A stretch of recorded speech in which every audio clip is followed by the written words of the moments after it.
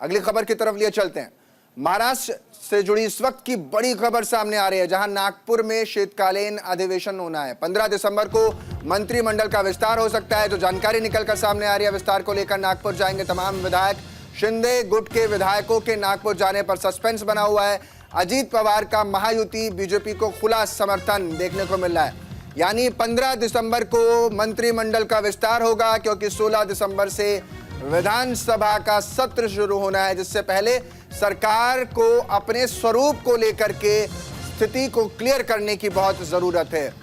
40 से 43 ही मंत्री बनाए जा सकते हैं, जो आंकड़ा है 288 का, उसके अनुसार। तो यानी 30 लोग इसमें मानकर ये चला जा रहा है, 30 से 35 का आंकड़ा वो होगा जो मंत्रिमंडल में शामिल विधायक मंत्री बनकर उभरेंगे, जिसमें सबसे बड़ा स्टेक जो होगा वो बीजेपी का होगा, क्योंकि सबसे बड़ा नंबर भी उन्हीं के पास है, ट्रिपल डिजिट वाला। यानी अब साफ तौर पर डबल डिजिट वालों को 12 और 10 के आंकड़े के बीच रखा जाएगा। लेकिन इन सब के बीच सियासी जो पारा है वो इस वक्त महायुति में अपने आप बढ़ा हुआ है, क्योंकि हर विधायक ये चाहता है कि उसको बड़ा पद मिल जाए, मंत्री भी बने तो मलाईदार पद उसको मिले। और यही वजह है कि गतिरोध, विरोध और इन सब के बीच टकरार, ये सब कुछ देखने को मिला। लेकिन अंदर खाने ही सब स्थिति क्लियर होती रही।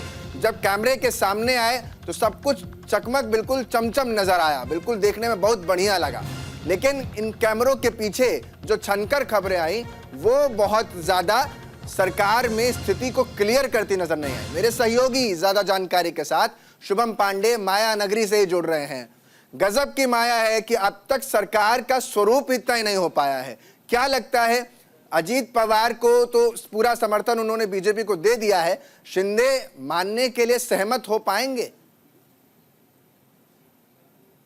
देखिए, एक बार शिंदे के सामने मजबूरी है, उनके पास कोई ऑप्शन नहीं है, मानना तो पड़ेगा ही, चाहे अच्छे से माने या नाराज होकर माने, लेकिन मानना तो पड़ेगा। लेकिन देखो, जानकारी जो सामने आ रही है कि 15 दिसंबर के दिन मुंबई में राजभवन में तकरीबन सुबह 11 या शाम को 4 बजे, 2 वक्त जो निर्धारित जो सूत्रों से हमें जानकारी मिली कि इस वक्त जो है मंत्रिमंडल का विस्तार हो सकता है। जो फॉर्मूला है वो तकरीबन 21 विधायक बीजेपी के होंगे, 12 एकनाथ शिंदे की और 10 अजीत पवार की एनसीपी से। ये तकरीबन 42 विधायकों को मंत्री पद की शपथ दिलाई जा सकती है। अब देखिए, अगर कल ये पॉसिबिलिटी नहीं हुई और आज राजभवन में इसकी सरकार की तरफ से कोई मेल कंफर्मेशन की तरह मेल नहीं भेजा गया, तो जाहिर सी बात है 16 तारीख को फिर नागपुर में जब सत्र शुरू होगा शीतकालीन, वहां पर ही मंत्रिमंडल का जो विस्तार है या मंत्री पद की शपथ है जो वो दिलाई जा सकती है। लेकिन जो फॉर्मूला लगभग तय हो चुका है, कौन सा बंटवारा है, कुछ और जो इन्फॉर्मेशन मिल रही है कि शिवसेना के 1-2 विधायक, जिसमें से अब्दुल सत्तार है, और इनके नाम को लेकर बीजेपी सहमति नहीं दिखा रही। वो कह रहे हैं कि इन्हें मंत्री मत बने। उसके अलावा संजय सिरसाट, ये एकनाथ शिंदे की बहुत क्लोज हैं,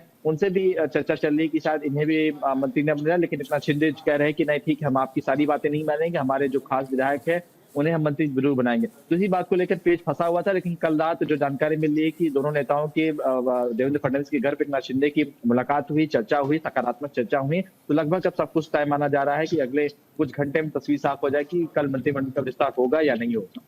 शुभम, अगर कल ये मंत्रिमंडल विस्तार नहीं होता तो आप भी कह रहे हैं कि 16 तारीख को ही फिर तो करवाना ही पड़ेगा, क्योंकि उस दिन सदन की कार्यवाही शुरू होगी और उससे पहले नियम के अनुसार ही होता है। नियम क्या कहते हैं? नियम अब क्योंकि सारा कुछ नियमों पर टिका हुआ है, कल नहीं तो परसों पर सब कुछ टिकाया नहीं, 16 तारीख को टिका हुआ है, तो ऐसे में नियम क्या कहता है?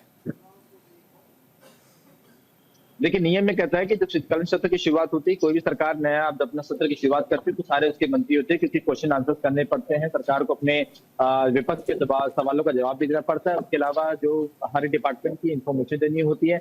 लेकिन पहले दिन होता है, ऐसी कुछ होती नहीं है चर्चाएं।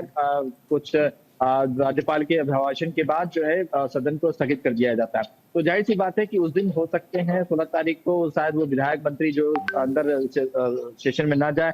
लेकिन जानकारी मिल रही है कि शायद कल ही हो सकता है। अब ये नागपुर में होगा कि मुंबई में होगा, ये लोकेशन जो है वो अभी तक तय नहीं हो पाएगा, क्योंकि सारे विधायकों को नागपुर जो है आज रात से निकलना शुरू हो जाएगा, क्योंकि 16 तारीख को वहां उन्हें पहुंचना जरूरी हो सकता है। कुछ विधायकों ने अभी तक शपथ भी नहीं ली, तो शायद उन्हें वहां दिलाया जा सकता है। तो अब देखिए, ये प्रोसेस होता है, ये नियम होते हैं कि भाई सरकार सत्र शुरू होने से पहले अपने सारे विधायकों को अपने मंत्रिपद को एक साथ लाना होता है। तो अब देखिए, ये शायद नागपुर में भी हो सकता है, लेकिन जानकारी मिली कि मुंबई में ही कराया जाए। उसके 2 सवाल और क्विक रिएक्शन दीजिएगा। पहला कि नागपुर की लोकेशन ही क्यों चूज किया गया है, इसलिए क्योंकि आरएसएस का मुख्यालय वहां पर है ये, या फिर दूसरा सवाल मेरा आपसे ये है कि इस वक्त भी शिवसेना यानी अगर उद्धव ठाकरे की बात कर ले तो उनके गुट की तरफ से कहा गया था कि उन्होंने शपथ नहीं ली है, तो क्या वो आगे शपथ लेंगे? उनका आगे का स्टेक क्या जाने वाला है इस मामले को लेकर? Quick reaction.